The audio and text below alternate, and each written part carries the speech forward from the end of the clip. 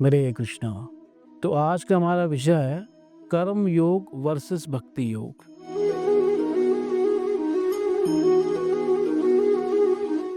तो कर्म योग किसे कहते हैं? कर्म योग जब कोई व्यक्ति अपने कर्म करता है। कर्म दो प्रकार के हैं, एक लौकिक कर्म और एक वैदिक कर्म। और वैदिक कर्मों की भी कैटेगरी तीन प्रकार की है। वो कर्म है नित्य कर्म, नैमित्तिक कर्म और काम्य कर्म। जो रोज की व्यक्ति कार्य करता है जैसे गायत्री आदि, संध्या आदि, तो उसको नित्य कर्म कहते हैं।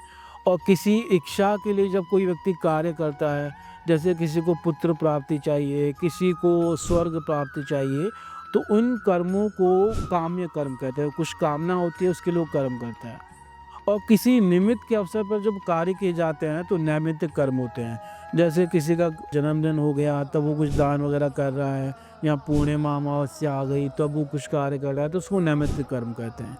तो ये वैदिक कर्म होते हैं जिनकी तीन कैटेगरी है। और लौकिक कर्म होते हैं जैसे खा रहा है, सो रहा है, ये सब जो रूटीन क्रियाएं रोज की शरीर की, उनको जो है लौकिक कर्म कहते हैं।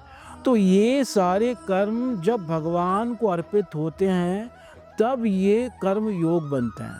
अगर ये भगवान को ऑफर नहीं होंगे तो ये खाली कर्म है, ये कर्म योग नहीं है। पर भक्ति योग क्या है? भक्ति योग वो है जिसमें भगवान की प्रत्यक्ष सेवा होती है।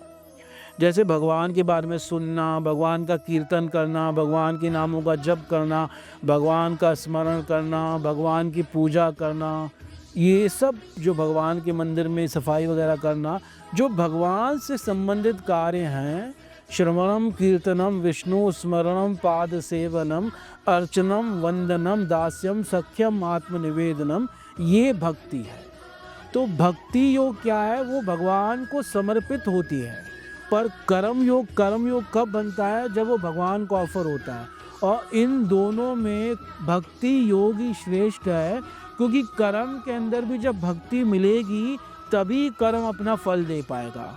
इसलिए कोई भी साधन, चाहे वो ज्ञान हो, चाहे कर्म हो, चाहे योग हो, चाहे तपस्या हो, जब तक उसमें भक्ति की मिलावट नहीं होगी तब तक वो साधन अपना फल नहीं दे पाएगा। यानी उन सब साधनों को अपना फल देने के लिए भक्ति का मुंह देखना पड़ता है।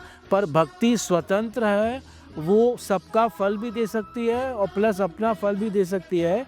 तो इस संसार में सबके लिए श्रेष्ठ है भक्ति मार्ग, जो कि सरल भी है, सहज भी है, और जिससे भगवान की कृपा बड़ी आसानी से प्राप्त होती है। तो हर किसी को भक्ति योग को स्वीकार करना चाहिए। हरे कृष्णा।